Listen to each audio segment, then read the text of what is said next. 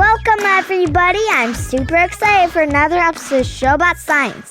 This is your host, Nate, and today we are talking about flash sonar, how to see with your ears. My guest Shay is going to talk about how it all works, and if you want to learn about it, stay tuned. Hello, this is Nate. Hi there, how are you? I'm good. Welcome to the Show About Science, and how are you? I'm fantastic, thank you. I'm glad to be here. I'm glad you're here, too. So, could you tell our listeners a little bit about yourself, Jay? Sure. So my name is Jay Steele-Louchart. I'm an orientation and mobility specialist, so I teach blind people how to get around.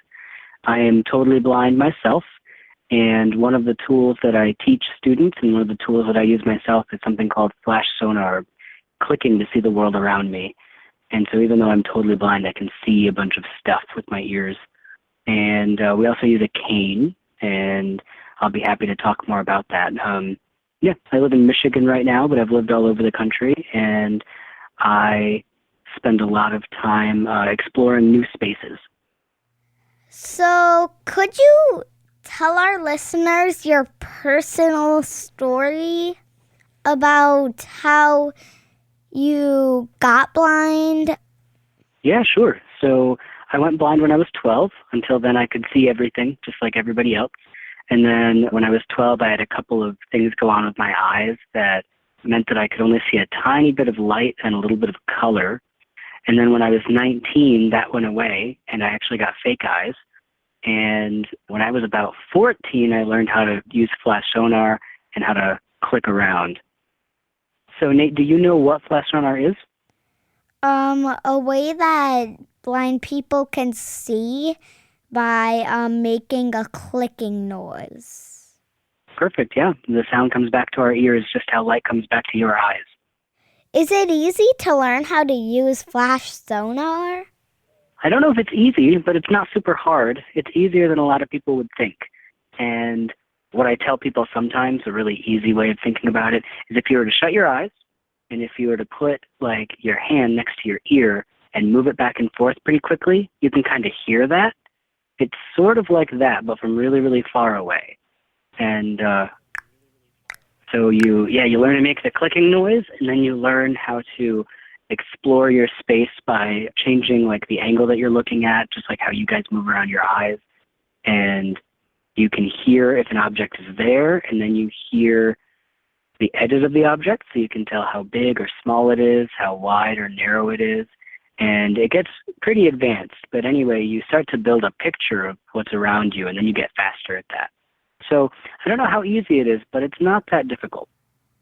Okay, so how do you use that stick to navigate? Yeah, so that a lot of people call that a cane. It has different names in different languages. It's about a 5-foot-long metal pole, and you use it to swipe across the ground, kind of like sweeping the floor. And you see things that are on the ground, like maybe rugs or things like that. But what it's really useful for is finding things that either stand up from the ground, like chair legs or table legs, or things that fall away, like going downstairs or something like that. You can see where those steps are so you don't trip. How do you see what color something is? Can you see what color something is? Nope, I don't have the vision to do it with my eyes, and you can't do it with your ears, but what you can do is use apps on your phone and things like that, and your phone will tell you what color things are. Oh, so the age of technology is definitely useful, am I right? Absolutely. It's a good age to be blind. So, how do bats get around without being able to see? Ooh, well, they do it a lot better than we do, that's for sure. So bats actually see really well. It's not true that bats are blind. They actually have really, really strong vision. But the way that they use their echolocation is they make a really, really high-pitched sound, and they do it very, very quickly. And they have, tens of thousands or maybe even millions of years of evolution on us. And so they can see tiny little objects from really far away that we wouldn't be able to perceive. But they fly around and they do all the same things that we do, just better. Could one day the bats be able to make technology better than ours? I wonder. Yeah, a lot of people study bats so that way they can kind of perfect what we're doing, and people try to build machines sometimes that do echolocation for us. They don't tend to work super well, but they're out there. Has anyone ever told you, like, how the sound works that shows us what shapes are? I don't think so. Okay. So what we do, humans and bats and dolphins, we make a noise, and that noise comes out of, in our case, it comes out of our mouths. And the noise gets bigger as it goes out, and it tries to wrap around things, like giving them a big hug, and it tries to go through things, and then it comes right back to us, and the noise will be sharper or clearer if the object is really, really hard, or it'll be kind of blurry if it's soft. And then the way that the sound tries to wrap around the object will show us how big or small it is and how narrow or wide it is, those kinds of things. And it makes a cone shape. So when it comes out of your mouth, it's really little, but then when it actually goes farther away, it gets really, really big.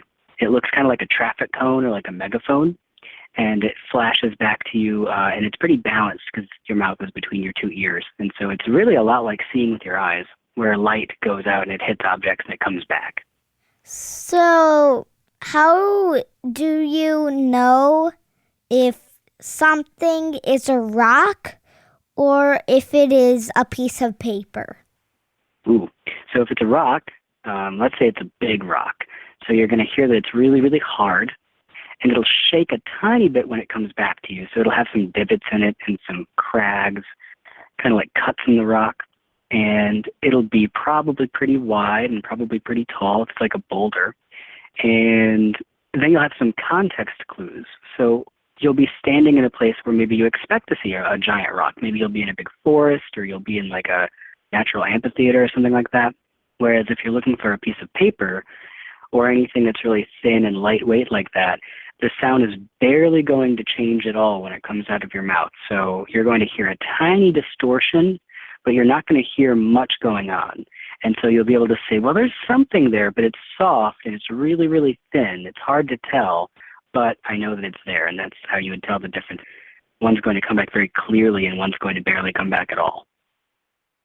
So, say that there's a thing that's moving very fast, and you can't have the click come back to you. How do you know what that is? Well, it depends on how big it is. If it's something like a baseball, we're probably not going to know that it's coming at us at all. Maybe we'll be able to hear the wind move around it when it comes toward us. But if it's something like, I don't know, let's say an electric car, it's really, really quiet. It doesn't make a lot of noise. But not only will you hear the tires on the road, even if you can't hear the engine, but if you do click, even if the car is going really fast, you actually will see something come back to you. Even though it's moving fast, sound still moves way faster. And so you'll be able to tell, oh, there's a solid object there, and it's made of metal and plastic, and it's a big box. And I'm near a street, so I should probably move. How do you know how far away that object is? Because of how long it takes for the sound to come back.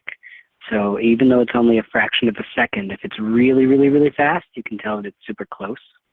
But if it's something that takes longer to come back to you, like there's a delay, so maybe you click and then 3/4 of a second later you hear a popping noise off in the distance, then you know that there's probably a big building or something, but it's maybe a block away. It's pretty far away.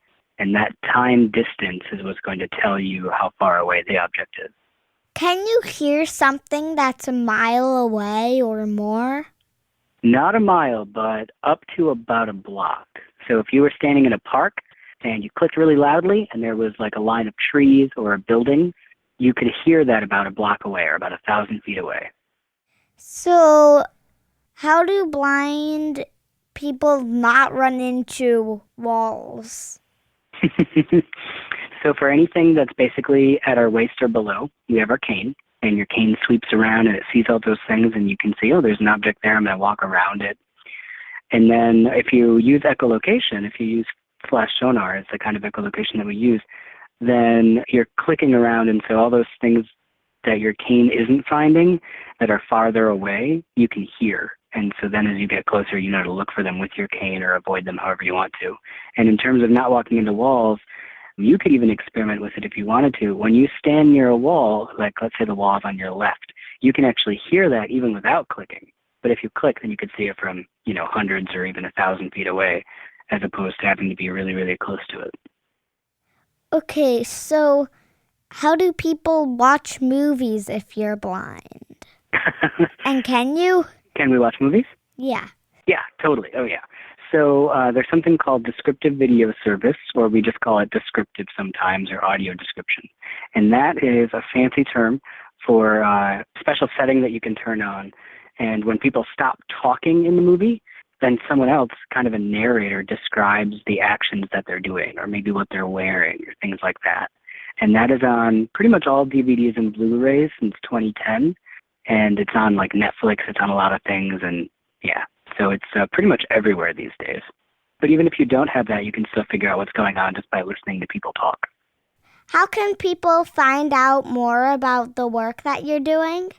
They could go to our company website, which is worldaccessfortheblind.org, and they could read all about us. Thank you so much, Jay, for being on the show. Yeah, totally. Thank you so much. There you have it, folks. The show about science is complete. Dad, you can shut the recording off. For the newest episodes of the show about science, download the Pin app or go to pinna.fm/promo.